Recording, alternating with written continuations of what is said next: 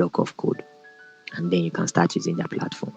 Now, for the ones that require you to use API keys, all you still need to do is to create an account with them and generate an API key, right?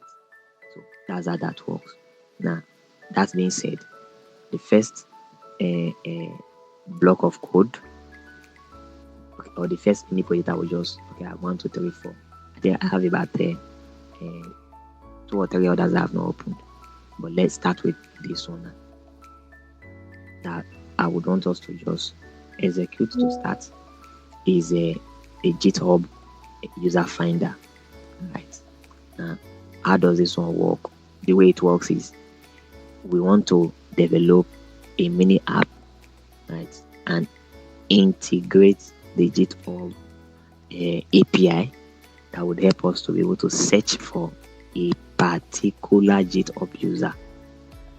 So as you mean, I have a platform, and my platform helps you to be able to check for user details of a GitHub user, right? You can just come here and type the user name and to give you the person's profile if it exists, right? So we'll just control down first of all.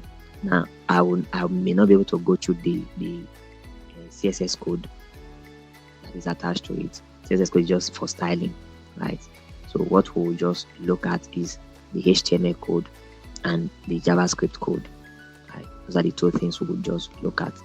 Now, I tried as much as I can to comment each of the line of code because I hope to share this code with us so I can review them, and that's more of the reason I had to do a lot of commenting, right, for those of us that will be reading through the code, so you understand what each line or each block of code is doing and why they are there. And first thing first, now we have a heading tag that okay, first of all let me show the finished thing. Okay, now this is what we want to create. Now I'm sure you can see at my screen very well. Can we see my screen very well? And to be very sure we are still together. Can we? Okay. How many places are even on this code? Let me check to see those on this code. Okay, I have Mr. Lawani, Miss Eunice, Mrs. Glory, Mr. Marvelous, Mr. Monday, Mr. Steven, and Mr. Smith. Okay, alright. Now this is what we want to do now. This is a GitHub user finder. I want to search for a person's profile on GitHub, just as if we go to Facebook and check for a user profile, or you search for a friend and you get to add them, right? With this one, the only thing it's just a basic one anyway. We have just our app heading or a mini app heading that tells us what our app is about. And we have the search button and an input text tag that is holding up the user's input. Now if I'm using this one now, let me just use this one to search for I was trying to Steven, what's that your GitHub name? I know there's Saint in it. This Saint or Bass, I know I've seen something like that. Like okay, as in okay, like this. Oh, okay.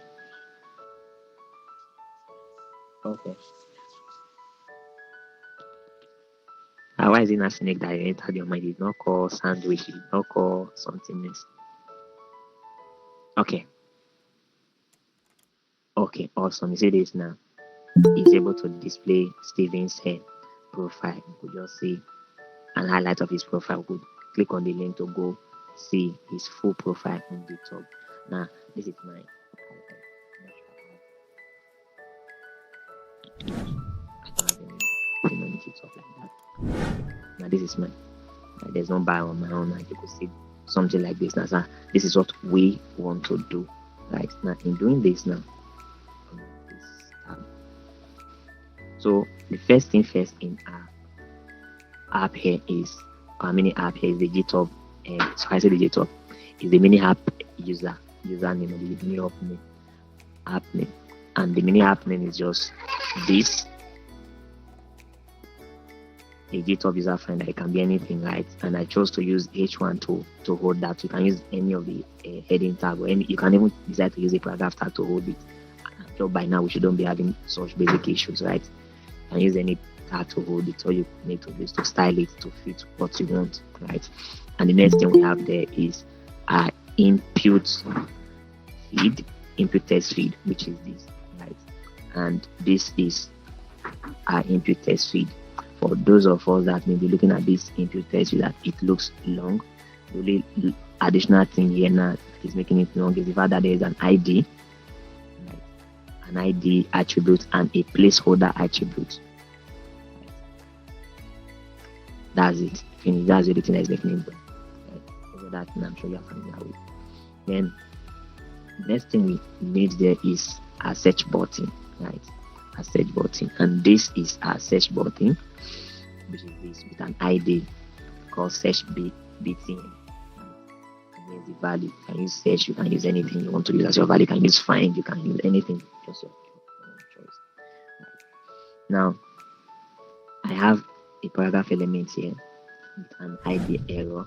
Now, this paragraph element is what we want to use to display an error message, or when the user account is not found or is not available. Now let me do a test now with this, where there is no user account. I will just type a random name, which may definitely not be existing, or let me type that Steven's name in a wrong spelling.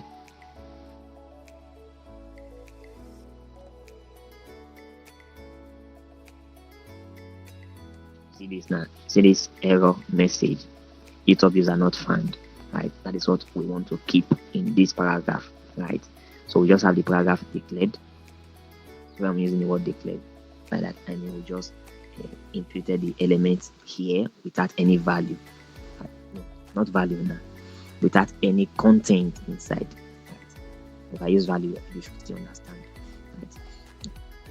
Now we're adding it in the elements. Now the element is having an ID error, right? That's because we will be dealing with this element with the ID later on in our block of code. Now, another thing we want in our mini app is this now. When the user is existing,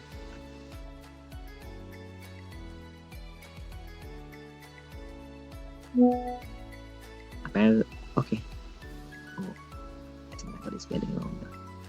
When the user is existing, when the user is existing, we want an element, or the element that will hold the values, right? The element that will keep the image, that will keep the username, keep the user's profile, it's all about data and every other thing. Right? So these are the block of code, or this is the div element that is holding all of those values, right? This is a div element that's holding the profile, and the first element under that div there is the image, and you have the image elements here. Now, the difference between this image element and the one you're already used to is the fact that this image element is not having a source attribute, right? A source attribute that defines where the image is coming from.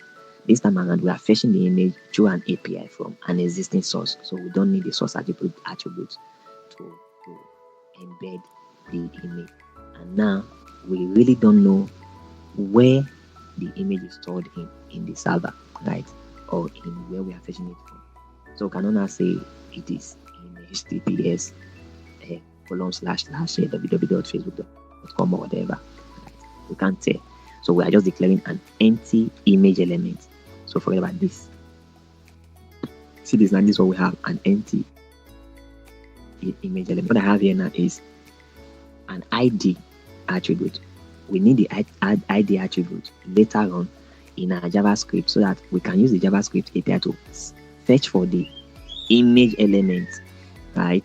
And once we get it, we'll be able to store it inside this HTML element that is declared here. This is just an alternative test. This alternative test is when there is no an existing image, right? Or when the image is not being able to be displayed, we can't display it. So we just have this test displayed instead of our image, a broken image icon. Right? Now, the next thing we have here is the person's username, right? The user's name. And I chose to hold that one with heading 2 elements. Right? You can make your choice. You can decide to hold it with heading 1 or decide to hold it with paragraph, any of the elements of your choice. Again, because we still don't know what the username is, so it's just an empty element without content, and we're holding it with an ID username, right? And next we have the user's bio, which is this, the user's bio, and we are also having a paragraph element that hold that value with an ID called bio. And lastly, we have the user ID, sorry, the user link, right, which is this one. In case I want to now go and read the entire or access the entire user profile, and this one is the person's link to the GitHub repository, so I can get other details. This is also an empty anchor tag or anchor element, right? So this is an ID that we will use to deal with this anchor tag in a JavaScript file later on. And this is the hypertext reference attribute. Now here you can see that the hypertext reference attribute now is not having any element inside. There's no hyperlink that it is linking to. Right? We just decide to keep it empty with the hash sign. In HTML, when you don't have an existing link that you are redirecting your anchor to, you just keep it blank by introducing a hash key or the hash character. This target blank. For those who have also read about anchor link attribute, you should understand what this one is doing. What this one is doing for us is that it should open a link in a blank tab and not reloading it in this very page tab, right? Then this is the value. I said value again. So the content that will be displayed in it, right? View profile, which is this one. Now we have dealt with the HTML elements, right, that we need. Right now it is time to now talk about the JavaScript elements. And don't forget, we are dealing with asynchronous await and a promise in JavaScript, async and promise in JavaScript. Right? And the first thing we need to do, just like I mentioned in our class on Saturday, in our example, right, is to declare our async function, right? That's the first thing, which is what we have here, the async function. This is the async function now, right? Our async function with a name, right? The name you decide to assign to your async function, right?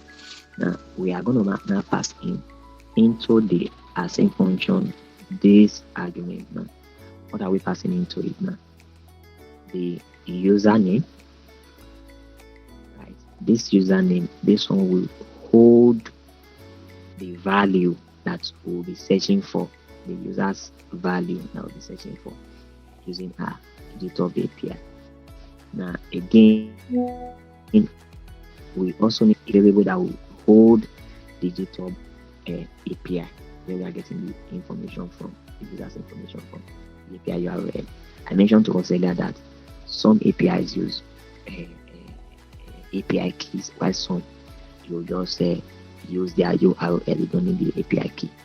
In case you want to now ask, how do you know which one is using API key and which one is using API URL? When you get to that bridge, you will know. Or if, for example, I want to integrate a Paystack, which was our earlier case study, into my platform, what do? I'll just go to a Paystack platform. Once I go to their platform, I will understand if they are making their API available via URL or they're making it available via key. You can tell that when you are dealing with a particular platform, you will be dealing with. Okay. Now we need another variable that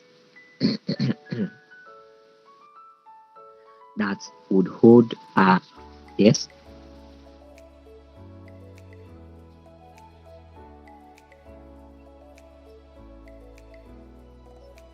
Oh, okay. I no problem.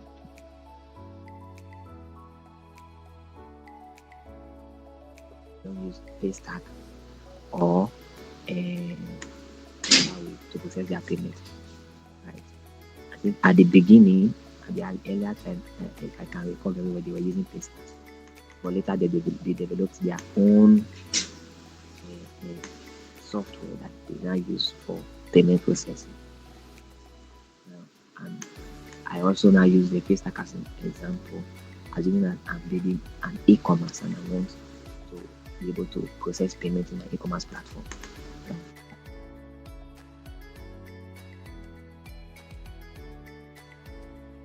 I don't have my paystack into my e-commerce platform.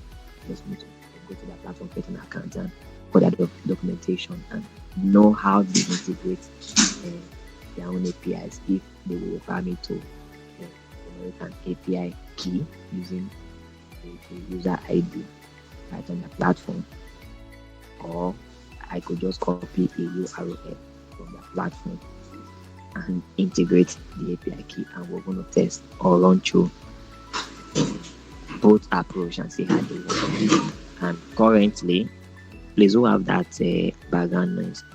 I have a little bit of background noise. I didn't know how to it will be. You could mute your mic.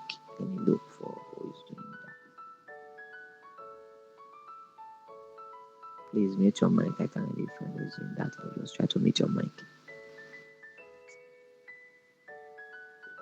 Okay. So, moving forward, we are trying to do something like this. We want to create a mini app that we can use to search for a user's profile on GitHub, right? A GitHub user profile.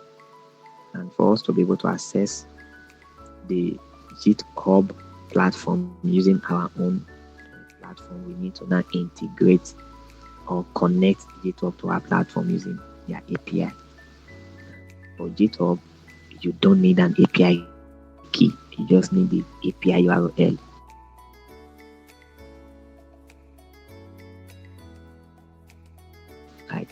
I may not be able to go through the HTML elements that we talked about earlier because of time. So like I mentioned, I will share the code with us, those of us that will need it. And I have done my little best as much as I can to comment every block of code as much as possible for easy understanding. So going forward, we were here. We just started exploring the JavaScript approach now to getting our mini app set and running. Now the first thing is to declare an async function, right? Which we did here with a name, fetch GitHub user. You can use any name, right? Async function, and we have passed inside the async function an argument that will be holding the element that the user will enter here, right? This is where the user wants to enter the username they are searching for, or the GitHub user they are searching for, right? So we have to get that one by first of all declaring a variable with the username, right? And the value we have to pass to this username now is what the user will be entering here. And because we don't know what the user will be entering, we can't determine what the user will be entering. We need to now assess that using the DOM approach, right, to get the value that the user will be entering. And for us to get the value, we are using the search ID, right? We are getting the value using the get element ID, and that is the ID we assign to this input test. Look at it now, the search ID, right? So, which is this that we have passed into our method here, right?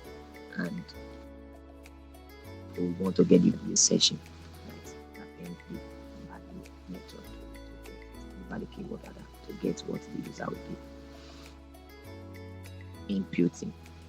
And next, which I also have stated earlier, is we want to be able, once the user is entering this value, right, where is this value going to search from? go to the GitHub.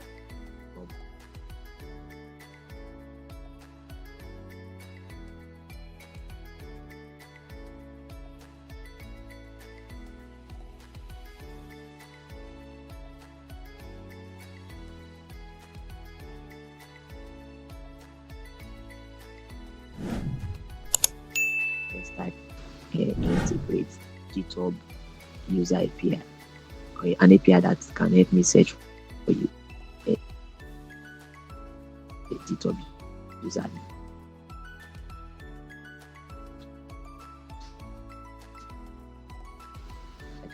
And here, everybody will declare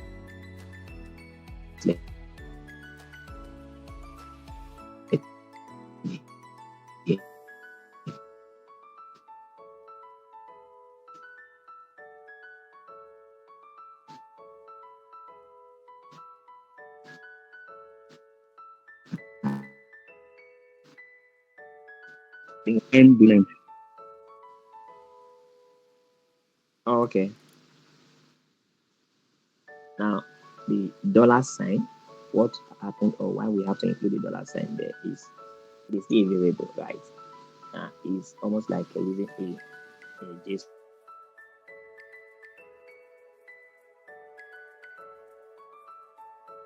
JSON format, right? And one of the way or a light or JSON basically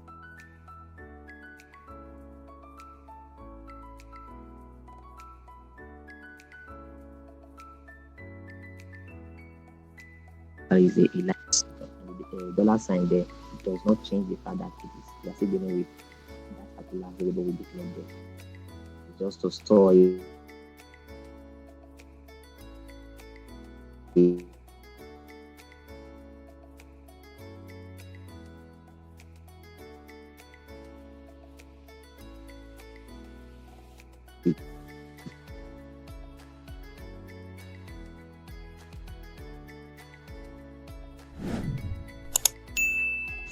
And I'm doing there now is to get to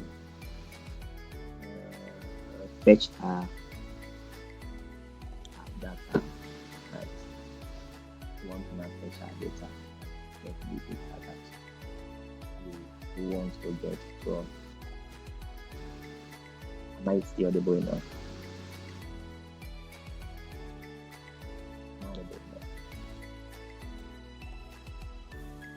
Can you hear me? I want to be sure you are hearing me. Am I audible enough? Okay. Sorry, I have noticed if I'm seated, there is a way my voice sounds, and if I'm standing, I sound more audible than when I'm seated. Maybe the relaxation mode. It's making my voice relax too. So, sorry.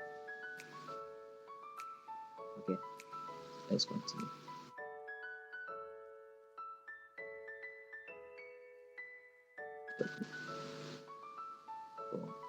GitHub, using GitHub API and searching for the data.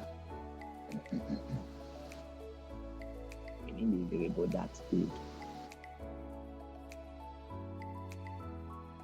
Of course, the fetch function using await. Also, the fetch function we are going to pass in the API key. This is the API key now. We'll pass in the API key inside of the fetch function. The API key now this time around, because we already have the variable that is already in the API. Doesn't really need to map it.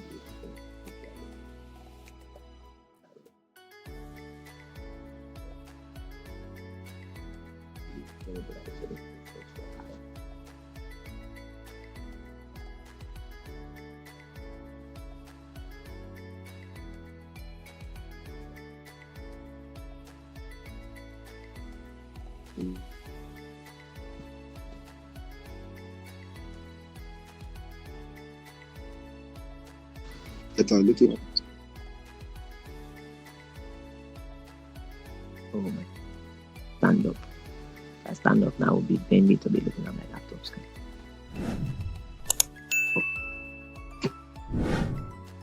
Okay. I'll try to be more. Let me try to be more.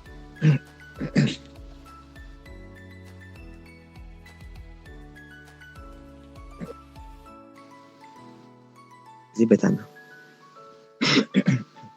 Okay, and let's go. Okay, now like I mentioned, now we want to now fetch the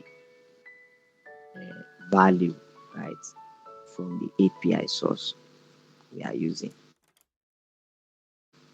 And in doing that, we need to now pass in the API, either a key or URL, into the fetch function using our wait.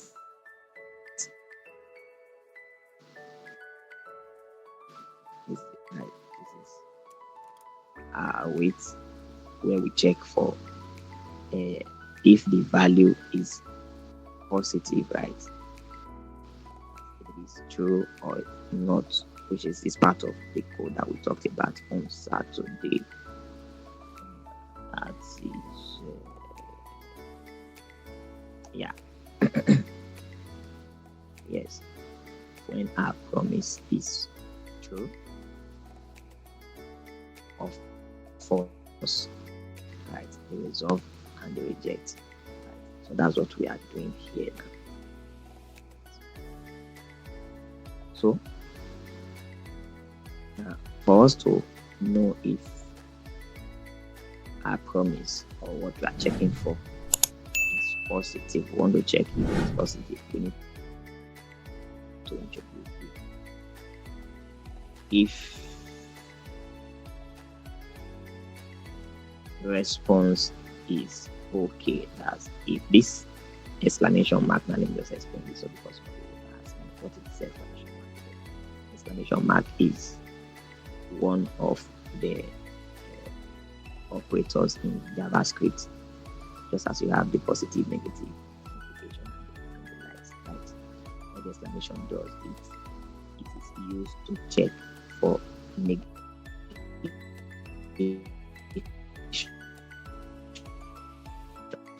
Right, that's the mark. So this equals use the wrong username. Oh, okay, this user is existing.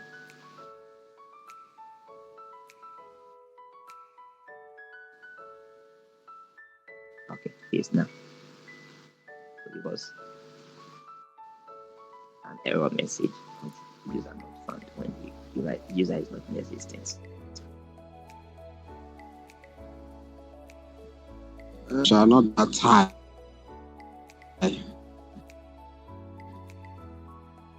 Again, try not on dark, right? And my environment is calm. Try not to talk too loud. Let's add the shouts. I'm sure that one is still contributing though. Okay.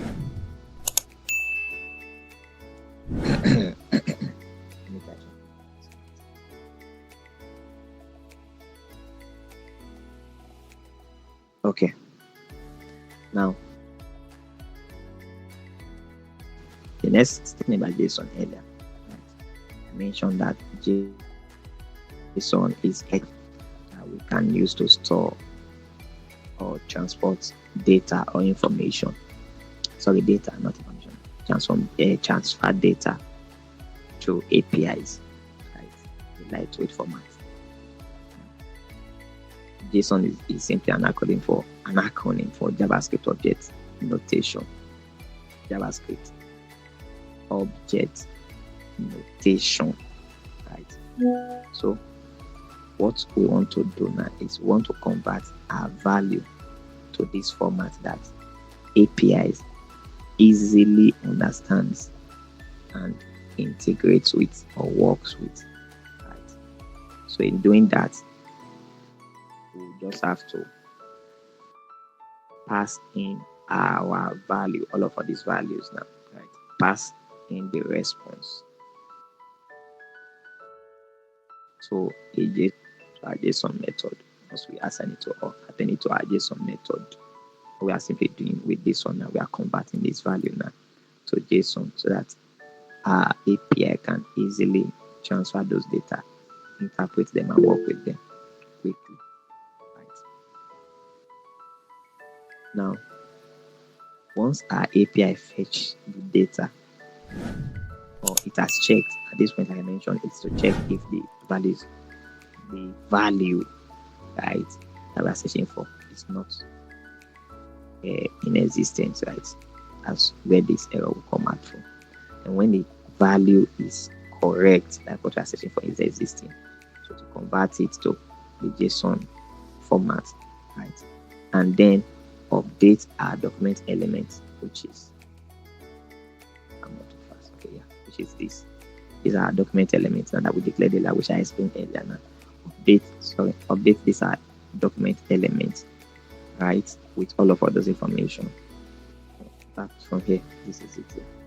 From here now, right, the user avatar as the username, the person's bio, and the URL to the person's profile, right? And that's why we declared all of these ones and we made them empty. I'm using declare. We created all of these elements, rather. We created all of these HTML elements and left them empty and assigned them an ID that we can use to pass in the values into them. So once our response has been fetched and converted to a JSON format, we can now display them, right? Update them into our elements, right?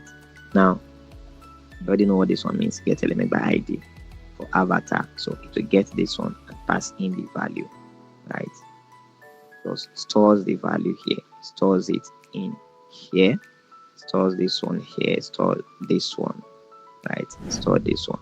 And for this one, now the extra information here now, here, which is this, right?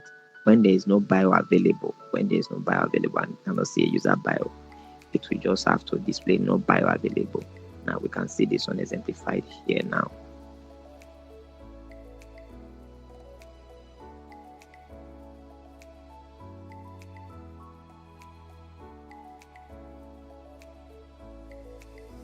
See this now, no bio available, right?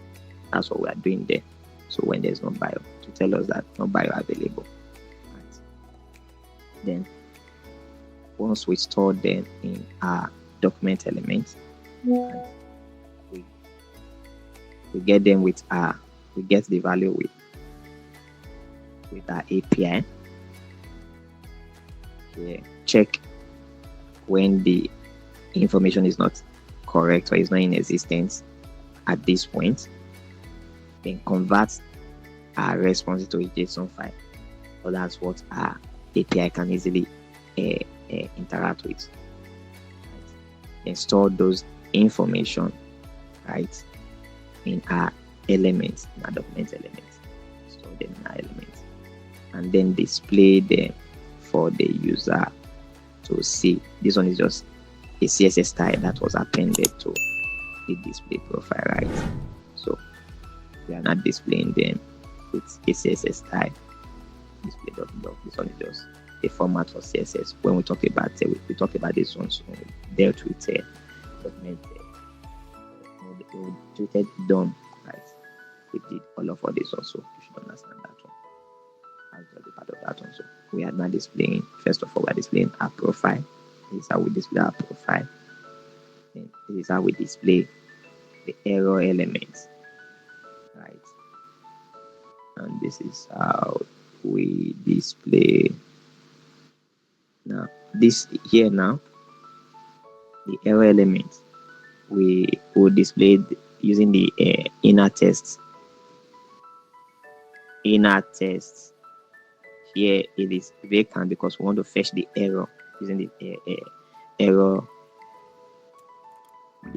error function so that it can be passed here, right? That's why here is empty. Error is empty here, so we need to get the error message that need to be displayed.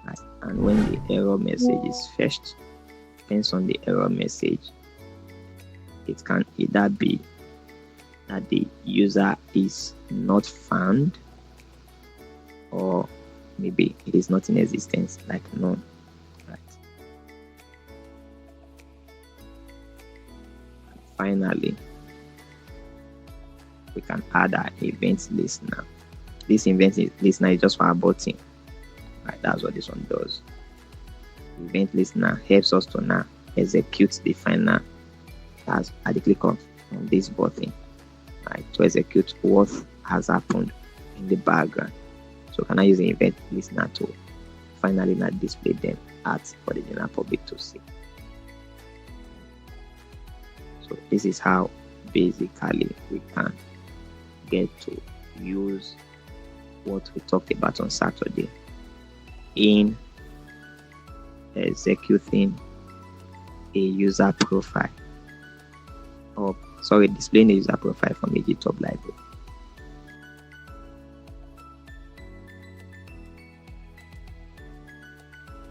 So be clear if you having any issue here, you could just ask your question and I'll try to explain as much as I can. Which URL? This URL. Okay, the one on it. This one. The only data attached to it is the username.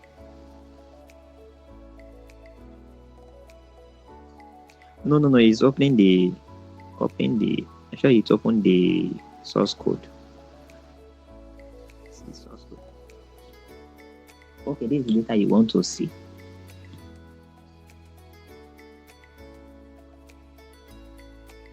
Okay, now understand your question. Okay. Because before this particular data now is converted to JSON, you want to see how it looks like before it is converted to JSON and it is not displayed. That's the what didn't I get your question? Yes.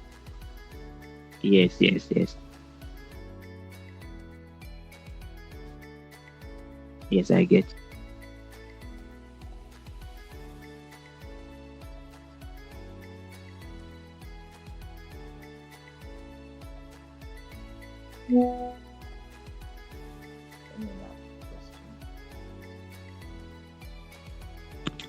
Any other?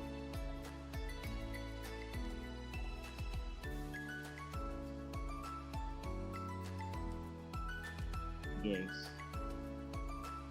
Like writing the word promise. That's what you are saying now, just like we have here. So you are referring to this.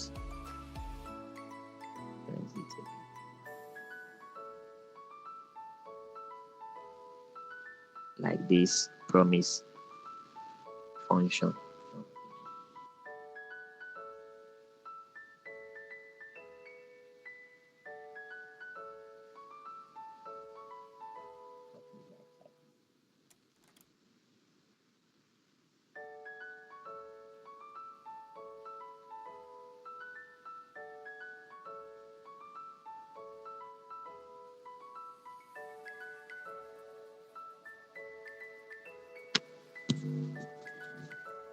So any other question?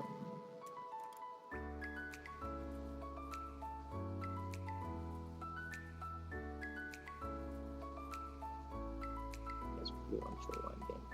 That'll be for quality next.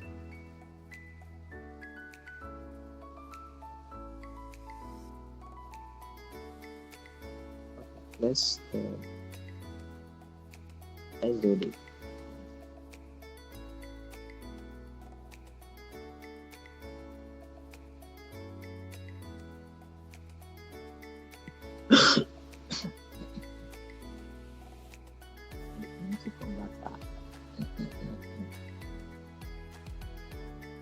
So I'm audible enough. Okay, is it better now? Okay. Now the currency converter is another one we'll just run through. So the currency converter also, the API I used is a URL API too. It doesn't require an API key. So give me a sec, please. I'm coming just a sec. No, okay, the currency converter. Sorry.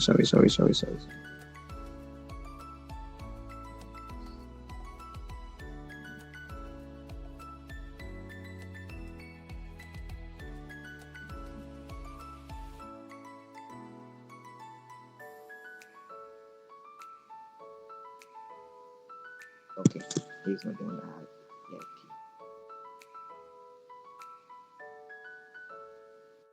So that's the one.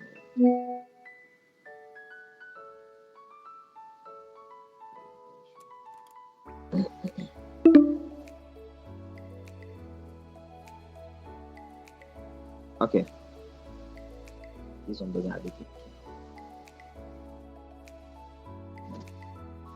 All these are not going to. That's just style. Yes, it is just styling. So I'm not going to talk about it. Let's start with the HTML element.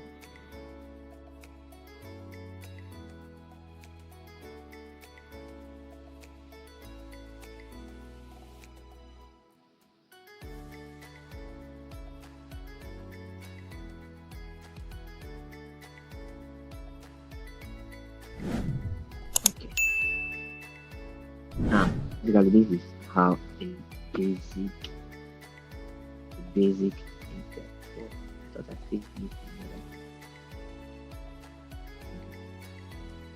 a basic currency cover type looks like it has where the user can input the value they are converting and where they can switch currency they are converting from as a base currency to the currency they are converting to currency and the currency they are converting to. Just those three inputs feed your.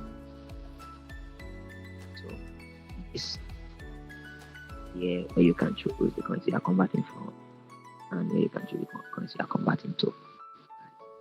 Just three HTML elements, 1, 2. So 4 HTML elements, 1, 2, 3, 4. Because this one is just 5 HTML.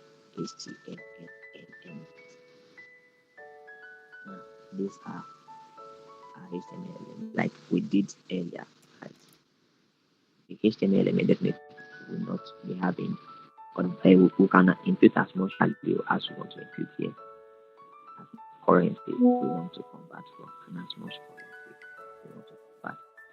Right? Just choose this currency.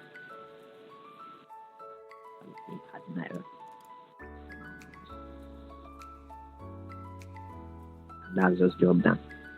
That's what you do. Let's just run to the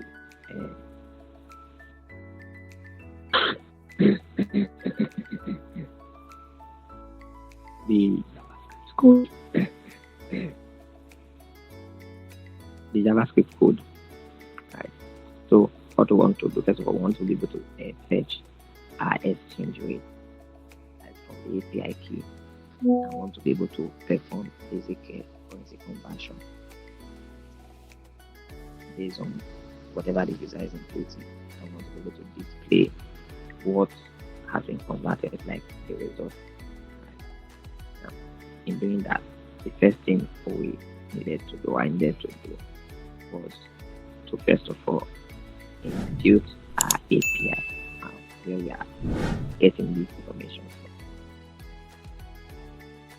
So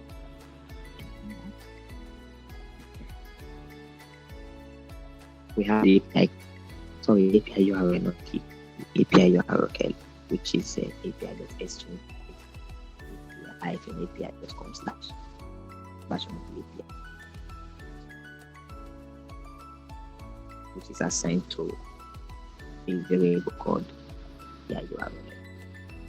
Next, we would have to fetch the exchange rate. Right? We want to be able to do that using our async function, which is declared there. You can see the async function here now. These are async function that we have declared that we want to use to fetch for the conversion rate or the exchange rate. First we need to be able to get users input. We have not got the users input. Right? And for us to get the user input, we just have a variable that is holding the user's input. And just to call it timeout. This variable is holding the user's input. And is able to access the user's input using the ID called amount, which has been declared in our HTML elements. Right? Now I want to be able to get the currency this is converting from the currency converting to. That's why I'm able to access the information that they give or the value that will be from here. Converting from and which one is that converting to. Which is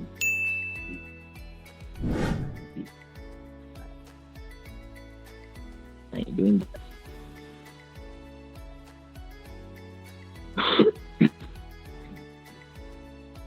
We already have our HTML element that is holding this to value like it.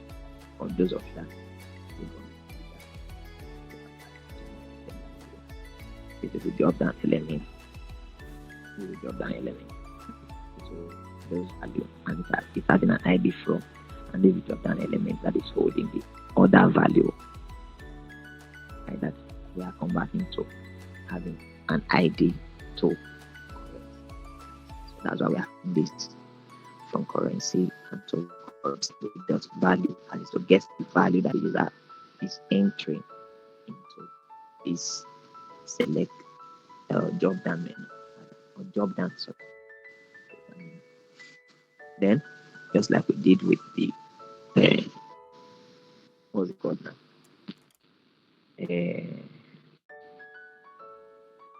GitHub profile finder or user finder, right? We want to be able to check if the amount the user is entering here, the user is entering a valid amount or the user is not even entering an amount at all. Right? So this intuitive managed to be done so here because the intent is back to the manage. So here we are checking if what the user is entering is empty or not. If the user have entered data or information into here, because I don't enter any information here, like I want to convert, right, to tell me to type a math but not enter. So that's why we are checking. We want to be sure the enter the value. Right. Now, if the amount, which is this amount now, right, and this the comparison innovator, right, this we can instruct of the JavaScript and get to check it to understand how it does work on it.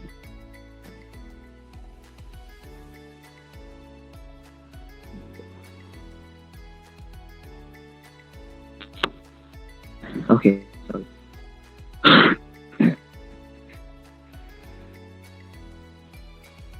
But no questions.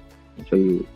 So this is still important. So want to check what the user has done. Adapt or equal to 0. Lesser than equal to 0. We won't be able to execute what we intend to execute because there must be a value for the user from the user rather for us to execute what we want to. So once the value is lesser than or equal to 0, we will simply tell the user to please enter a valid amount. Right? Once the amount the user has entered this is a logical operator, right? You could read more about this. Just go to operators in JavaScript and get more information about them. So, like this happen here now, and so value here set to enter. If I enter 0, it also tells me to enter a valid amount. If I enter 1, so not tell me that. Right.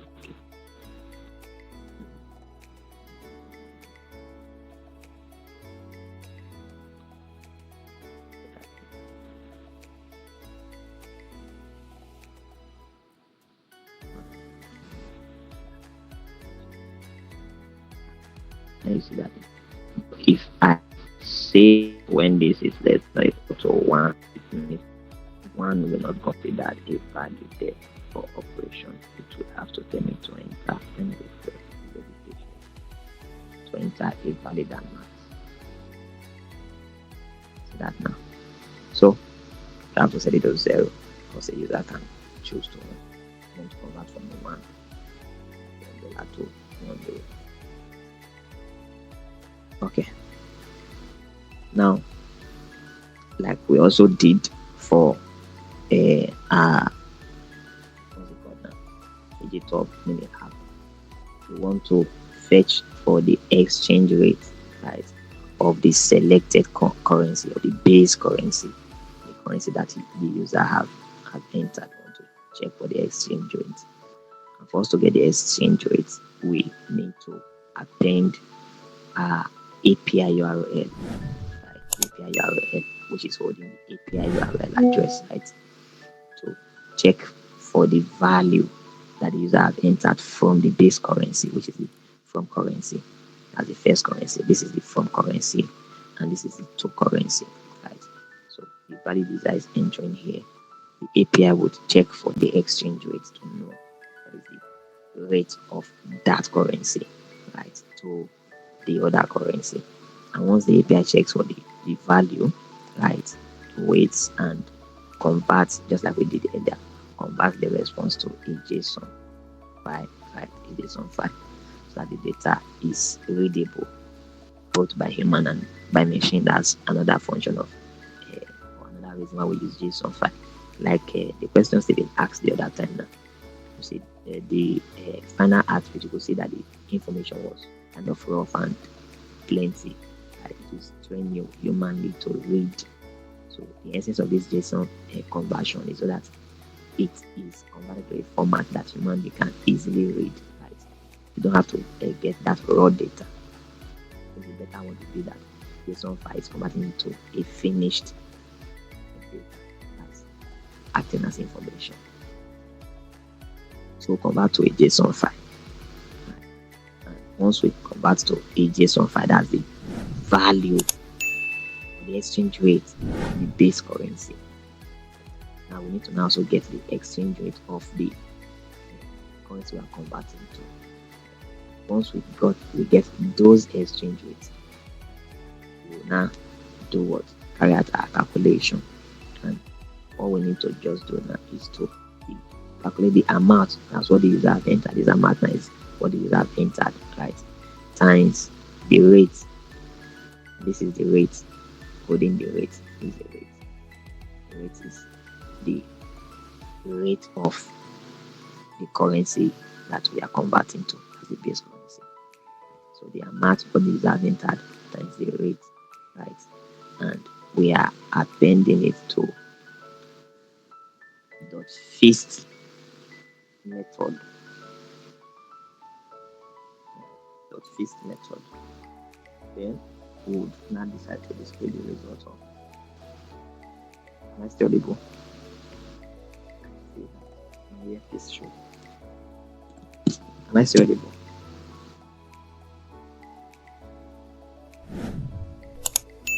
Yes, you're still audible.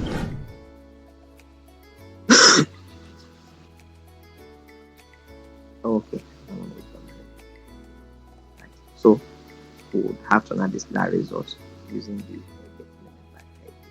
this result now is where we have chosen the result of displaying our HTML element. And we want to check for error. When there's error, it will tell us that there's error fetching for the exchange rate, right?